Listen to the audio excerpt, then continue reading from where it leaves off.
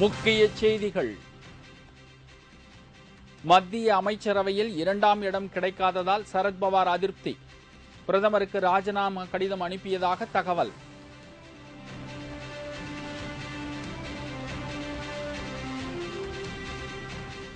பாலியல் பலாத்கார குற்றத்தில் ஈடுபட்டால் ஆயுள் தண்டனை வழங்கும் சட்ட மசோதா மத்திய அமைச்சரவை ஒப்புதல்.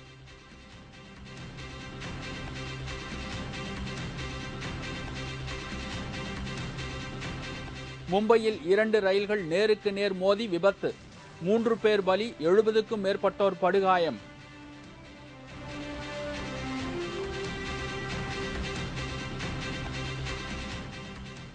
சேலம் கோவில் திருவிழாவில் திடீர் கலவரம். போலீசார் தடியடி, நூற்றுக்கணக்கானோர் கைது.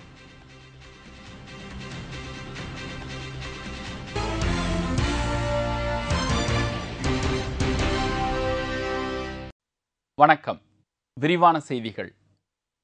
சரத்பவார் மற்றும் பிரஃபுல் பட்டேல் ஆகியோர் மத்திய அமைச்சர் பதவியிலிருந்து விலகுவதாக பிரதமருக்கு ராஜினாமா கடிதம் அனுப்பியுள்ளதாக தகவல்கள் வெளியாகியுள்ளன.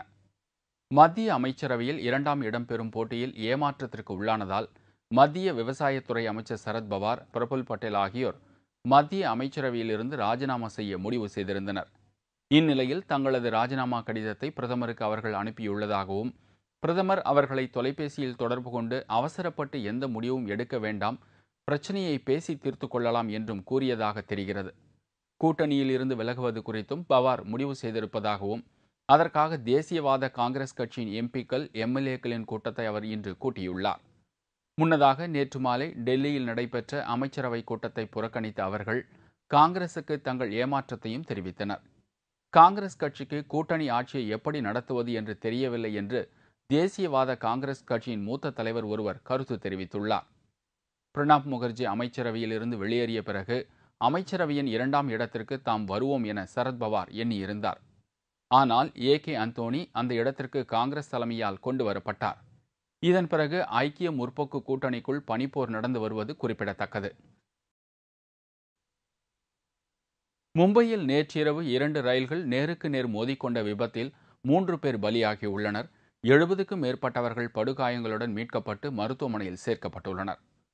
மும்பையின் காசரா ரயில் நிலையம் அருகே விதர்பா எக்ஸ்பிரஸ் ரயில் வந்து கொண்டிருந்தது. அப்போது எதிர்பாராத விதமாக அதே தண்டவாளத்தில் உள்ளூர் ரயில் ஒன்றும் வந்ததால் 2 ரயில்களும் நேருக்கு நேர் மோதி விபத்துக்குள்ளானது. இரவு 9:30 மணிக்கு விபத்து நேர்ந்ததாலும், விபத்து நடந்த இடத்தில் மழை பெய்ததாலும் மீட்பு பணிகள் சற்று தாமதமாகவே தொடங்கியது. தண்டவாளத்திலிருந்து 4க்கும் மேற்பட்ட பெட்டிகள் தடம் புரண்டிருந்தன. மீட்பு குழுவினர் சம்பவ இடத்திற்கு விரைந்தவுடன் தடம் புரண்ட பெட்டிகளில் இருந்த பயணிகளை மீட்டனர். அதில் 3 பேர் உயிரிழந்தது தெரிய வந்துள்ளது. 70க்கும் மேற்பட்ட பயணிகள் படுகாயங்களுடன் மீட்கப்பட்டு அரசு மருத்துவமனையில் சிகிச்சைக்காக சேர்க்கப்பட்டுள்ளனர். இதேபோல் மும்பையின் வாடாலா பகுதியின் சாந்தி நகரில் கட்டப்பட்டு வரும் மோனோ ரயில் மேம்பாலத்தின் பக்கச்சுவர் ஒன்று திடீரென்று இடிந்து விழுந்ததில் ஒருவர் உயிரிழந்தார். 6 பேர் படுகாயமுற்றனர். रेस्क्यू ऑपरेशन तो अभी चल रहा है. अभी उसमें से 5 इंजर्ड हो गए हैं और 1 डेड हुआ है. और टोटली जो गर्ड गिर गया है उसके ऊपर जो गाड़ियां है नीचे उसके ऊपर गिर गया है. दूसरा उसके साथ में एक टैंकर है और एक डिक्स सीमेंट मिक्स करने वाला एक ट्रक है. और जो टैंकर है उसमें जो लाइट ऑयल है वो ऑयल सब पूरा टैंकर फटने से पूरा निकल गया है. இதனால் மும்பையின் பரகந்த் அலி சாலையில் போக்குவரத்து முற்றிலும் பாதிக்கப்பட்டது. அந்த பகுதியில் நிறுத்தப்பட்டிருந்த சில வாகனங்களும் இந்த விபத்தில் சேதமடைந்துள்ளதாகவும் தீயணைப்பு வீரர்கள் தெரிவித்துள்ளனர். பாலியல் குற்றத்திற்கு எதிரான புதிய சட்டத்திற்கு மத்திய அமைச்சரவை ஒப்புதல் அளித்துள்ளது. இந்த சட்டத்தின்படி இனி பாலியல் பலாத்கார குற்றவாளிக்கு அதிகபட்சமாக ஆயுள் சிறையும், பாலியல் தொடர்பான குற்றங்களில் ஈடுபட்டால் 10 ஆண்டுகள் சிறை தண்டனையும் உறுதி செய்யப்பட்டுள்ளது. பல்வேறு விஷயங்கள் குறித்து ஆலோசிப்பதற்காக மத்திய அமைச்சரவை கூட்டம் பிரதமர் மன்மோகன் சிங் தலைமையில் டெல்லியில் நேற்று நடைபெற்றது. இந்த கூட்டத்தில் பெண் குழந்தைகள் மற்றும் பெண்களுக்கு எதிரான வன்கொடுமைகள் குறித்த கடுமையான சட்டம் கொண்டுவர திட்டமிடப்பட்டிருந்தது. அதன்படி பாலியல் பலாத்கார குற்றங்களுக்கு எதிராக கடுமையான சட்டத்திற்கு மத்திய அமைச்சரவை ஒப்புதல் அளித்தது. இந்த சட்டத்தின்படி பாலியல் பலாத்கார குற்றவாளிகளுக்கு அதிகபட்சமாக 10 ஆண்டுகள் கடுங்காவல் தண்டனை வழங்க இந்த சட்டத்தில் வழிவகை செய்யப்பட்டுள்ளது. மேலும் பெண்கள் மீது ஆசிட் வீசினாலும் அதற்கு 10 ஆண்டுகளும், அதே நேரத்தில் பணியில் இருக்கும் பெண்களுக்கு எதிராக மேல் அதிகாரிகள் பாலியல் தொந்தரவு கொடுத்தால் 3 ஆண்டுகளும் தண்டனை வழங்குவது என்றும் முடிவு செய்யப்பட்டுள்ளது. இந்த மசோதா நாடாளுமன்றத்தின் மழைக்கால கூட்டத்தொடரில் நிறைவேற்றப்படலாம் என்றும் செய்திகள் வெளியாகியுள்ளது. சேலம் கோவில் திருவிழா கலவரம் தொடர்பாக 134 பேரை போலீசார் கைது செய்துள்ளனர். சேலம் நெய்க்காரன்பட்டியில் உள்ள மூங்கில் முத்து முனியப்பன் கோவில் திருவிழாவில் எருதுவிடும் போட்டிற்கு போலீசார் அனுமதி வழங்காததால் அந்த பகுதி மக்கள் திடீர் போராட்டத்தில் ஈடுபட்டனர். ஆண்டாண்டு காலமா எங்களுக்கு எங்க முன்னோர்கள் நடத்தி வர பண்டிகை இது. எங்களுக்கு ஒவ்வொரு வருஷமும் நாங்க வீட்டுல வந்து பொம்பளைங்க பத்தியமா இருந்து ஆம்பளைங்க இருந்து 15 நாள் 20 நாளைக்கு முன்னாடியே வெளியூருக்கு எருது பிடிக்க அனுப்பிச்சு வைக்கிறோம். நாங்க இங்க கூட்டிட்டு வந்து இங்க அந்த சாமி ஒரு நாள் முன்சூடும் பண்டிகை பாதுகாப்பா இருந்து இந்த பண்டிகையை நடத்திட்டு வரோம். இது வரைக்கும் எந்த பிரச்சனையும் கிடையாது. மாடு முட்டுறதோ ஒவ்வொருக்கும் உயிர் சேதம் ஆகுறதோ இதுல எந்த பிரச்சனையுமே கிடையாது. நல்ல முறையா நடந்து வருது. எந்த வருஷமும் இல்லாத இந்த வருஷம் வந்து நீங்க பண்டிகை நடத்தக்கூடாது, நீங்க மாடு ஆட்டக்கூடாதுன்னு சொல்றாங்க. எங்களுக்கு வந்து இந்த மாதிரி எந்த பிரச்சனையும் வரக்கூடாது. எங்களுக்கு பண்டிகை நடக்கணும். நாங்க யாரு மேல எந்த வேறுபாடுக்காக நாங்க இந்த கூட்டத்தை போடல, இங்க வந்து உண்ணாவிரதம் இருக்கல. அவர்களை கலைப்பதற்காக போலீசார் தடியடி நடத்தியதால் இரு தரப்பிற்கும் இடையே பயங்கர மோதல் வெடித்தது.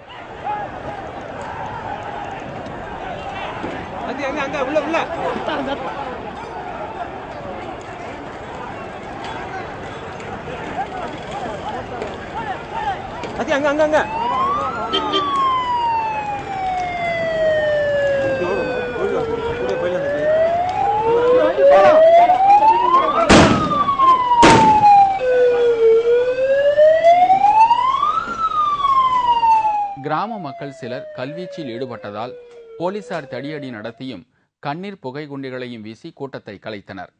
இந்த கலவரத்தில் வெளியூர்களில் இருந்து திருவிழா காண வந்திருந்த விருந்தினர்களும் காயமடைந்துள்ளனர்.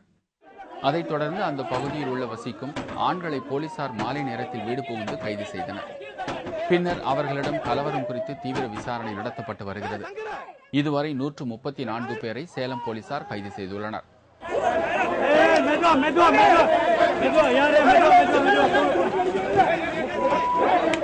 மாவட்ட ஆட்சியர் மகர பூசணத்திடம் கேட்டால் அப்படி ஒரு சம்பவம் நடைபெறவில்லை என்றும் அந்த பகுதி அமைதியாகத்தான் உள்ளதாகவும் அலட்சியமாக பதிலளித்ததாக கூறப்படுகிறது. நாட்டின் அடுத்த குடியரசுத் தலைவர் யார் என்பது நாளை மறுநாள் தெரிந்துவிடும். நாட்டின் 13வது குடியரசுத் தலைவர் பதவிக்கான தேர்தல் நேற்று நடைபெற்றது. இந்த தேர்தலில் 96% வாக்குகள் பதிவாகியுள்ளதாக தேர்தல் அதிகாரி வி கே அக்னிஹோத்ரி தெரிவித்துள்ளார். தேர்தலில் பதிவான வாக்குகள் நாளை மறுநாள் எண்ணப்பட உள்ள நிலையில் அந்தந்த மாநிலங்களில் குடியரசுத் தலைவர் தேர்தலுக்கான பயன்படுத்தப்பட்ட வாக்கு பெட்டிகள் சீலிடப்பட்டு பலத்த பாதுகாப்புடன் இன்று டெல்லி கொண்டு செல்லப்பட உள்ளன. தமிழ்நாடு மற்றும் புதுவையில் தேர்தலுக்காக பயன்படுத்தப்பட்ட வாக்கு பெட்டிகள் காலை 6:40 மணிக்கு சென்னை விமான நிலையத்திலிருந்து டெல்லிக்கு அனுப்பி வைக்கப்பட்டது. ஞாயிற்றுக்கிழமை வாக்குகள் எண்ணப்பட்டு அன்றைய தினமே முடிவு அறிவிக்கப்பட உள்ளது. இந்நிலையில் நாட்டில் இதுவரை நடைபெற்ற குடியரசுத் தேர்தலை விட தற்போதைய தேர்தலில் தமக்கு அதிக அளவிலான வாக்குகள் கிடைத்திருப்பதாகவும் அதன் மூலம் தனது வெற்றி உறுதியாகியுள்ளதாகவும் பிரணாப் முகர்ஜி கூறியுள்ளார். எதிர்க்கட்சி வேட்பாளரான PS சங்மா இந்த தேர்தலில் அதிசயம் நிகழும் என்றும் அதன் மூலம் தாம் வெற்றி பெறுவது உறுதி என்றும் நம்பிக்கை தெரிவித்துள்ளார். இதற்கிடையே சமாஜ்வாதி கட்சியின் தலைவர் முலாயம் சிங் யாதவ் வாக்குப்பதிவின் போது PS சங்மாவிற்கு தவறுதலாக வாக்களித்த சம்பவம் தேர்தல் அலுவலகத்தில் சிறிது நேரம் பரபரப்பை ஏற்படுத்தியது. பின்னர் அந்த வாக்கு சீட்டை கிழித்து போட்ட முலாயம் சிங் தாம் தவறுதலாக வாக்களித்து விட்டதாக கூறி மற்றொரு வாக்குச்சீட்டை பெற்று பிரணாப்பிற்கு வாக்களித்துள்ளார். இதுகுறித்து செய்தியாளர்களிடம் பேசிய பாஜக மூத்த தலைவர் சத்யபால் ஜெயின், வீக்னே அக்னிஹோத்ரி முலாயம் சிங்கிற்கு 2 முறை வாக்குச்சீட்டு கொடுத்தது தவறு என்றும் வாக்கு எண்ணும் போது முலாயம் சிங் வாக்களித்த முதல் வாக்குச்சீட்டையே கணக்கில் கொள்ள வேண்டும் என்றும் வலியுறுத்தியுள்ளார். Shri Mulayam Singh Yadav had marked his presence in the column meant for the preference in favor of Shri PS Sangma. And once you have marked your preference, then you cannot get it changed. The returning officer issued him the second ballot paper. He marked that ballot paper and put it in the ballot box. The earlier one, which was torn, that has also been kept in a sealed cover. I have filed a complaint on behalf of Shri, as a representative of Shri Sangma ji, to the returning officer. A copy has been sent to the Observer Election Commission also, who were present there, that Shri Mulayam Singh Yadav's second vote, second ballot paper should be cancelled, and the first ballot paper on which he had recorded his first preference should be taken into consideration, should be counted. ஆனால் தேர்தல் ஆணையத்தின் விதிகளின்படியே முலாயம் சிங்கிற்கு 2வது முறையாக வாக்குச்சீட்டு வழங்கியதாக தேர்தல் அதிகாரி விக்னி அக்னிஹோத்ரி தெரிவித்துள்ளார். Well, the only thing I can tell you, yes, one elector approached me with a ballot paper which was in a torn condition, and therefore, as per the rules which provides for issue of fresh ballot paper, in case a ballot paper is not in a position to be used as a ballot paper, then I can authorize issue of a fresh ballot paper, so that elector. Mulayam Singh 2 முறை வாக்களித்தது குறித்த எதிர்க்கட்சிகளின் புகார் கடிதம் பெறப்பட்டுள்ளதாகவும் அதனை முறைப்படி தேர்தல் ஆணையத்திற்கு அனுப்பி வைக்க இருப்பதாகவும் அக்னிஹோத்ரி அப்போது குறிப்பிட்டார். முலாயம் சிங்கை போலவே பாஜக எம்எல்ஏவான கனுகன் சதியா என்பவர் பிரணாப் முகர்ஜிக்கு மாற்றி வாக்களித்த சம்பவம் குஜராத்தில் பெரும் பரபரப்பை ஏற்படுத்தியுள்ளது. குடியரசு துணைத் தலைவர் தேர்தலில் போட்டியிடும் தேசிய ஜனநாயக கூட்டணி வேட்பாளர் ஜஸ்வந்த் சிங் இன்று தனது வேட்புமனுவை தாக்கல் செய்கிறார். எதிர்க்கட்சி தலைவர்களான அத்வானி, சுஷ்மா ஸ்வராஜ், அருண்ஜேட்லி ஆகியோர் முன்னிலையில் மக்களவை செயலாளர் விஷ்ணுவர்தனிடம் ஜஸ்வந்த் சிங் தனது மனுவை இன்று தாக்கல் செய்ய உள்ளார். அவர் தாக்கல் செய்ய உள்ள 3 வேட்பு மனுக்களிலும் கூட்டணி தலைவர்கள் ஜஸ்வந்த் சிங்கை முன்மொழிந்து கையெழுத்திட்டுள்ளனர். லோக்பால் மசோதா மீதான விவாதத்தின் போது ஹமீத் அன்சாரி தேவையில்லாமல் திடீரென சபையை ஒத்திவைத்ததால் தான் அவருக்கு எதிராக ஜஸ்வந்த் சிங்கை களமிறக்கியுள்ளதாக தேசிய ஜனநாயக கூட்டணி கூறியுள்ளது. 74 வயதான ஜஸ்வந்த் சிங் கடந்த 16ஆம் தேதி தேசிய ஜனநாயக கூட்டணியின் குடியரசு துணைத் தலைவர் வேட்பாளராக அறிவிக்கப்பட்டார். ஜஸ்வந்த் சிங் ஏற்கனவே வெளியுறவுத்துறை, நிதித்துறை மற்றும் பாதுகாப்பு துறைகளில் அமைச்சராக பதவி வகித்துள்ளார் என்பது குறிப்பிடத்தக்கது.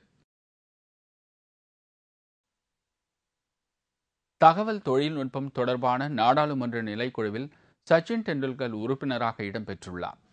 தகவல் தொழில்நுட்பம், கேபிள் டிவிக்கள் ஒழுங்குமுறை தொடர்பான 2வது சீர்திருத்த சட்டம் 2011, உணவு மற்றும் நுகர்வோர் விவகாரம் தொடர்பான நாடாளுமன்ற சட்டம், தேசிய உணவு பாதுகாப்பு சட்டம் 2011 உள்ளிட்ட பல்வேறு சட்டங்கள் தொடர்பான நாடாளுமன்ற நிலைக்குழு அமைக்கப்பட்டுள்ளது. இந்த குழுக்கள் ஒவ்வொன்றுக்கும் 31 பேர் உறுப்பினர்கள் நியமிக்கப்பட்டுள்ளனர். அதன்படி தகவல் தொழில்நுட்பம் தொடர்பான நாடாளுமன்ற நிலைக்குழுவில் உள்ள 31 பேரில் சச்சின் டெண்டுல்கரும் ஒரு உறுப்பினராக சேர்க்கப்பட்டுள்ளார். இதேபோன்று பிரபல இந்தி நடிகை ரேகா உணவு நுகர்வோர் பாதுகாப்பு தொடர்பான நாடாளுமன்ற நிலைக்குழுவின் உறுப்பினராக சேர்க்கப்பட்டுள்ளார். கிரிக்கெட் வீரர் டெண்டுல்கர் மற்றும் நடிகை ரேகா ஆகியோரை காங்கிரஸ் கட்சி அண்மையில்தான் மாநிலங்களவை உறுப்பினராக நியமித்தது குறிப்பிடத்தக்கது.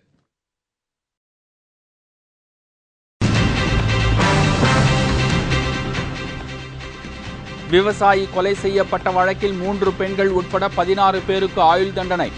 மதுரை நீதிமன்றம் பரபரப்பு தீர்ப்பு.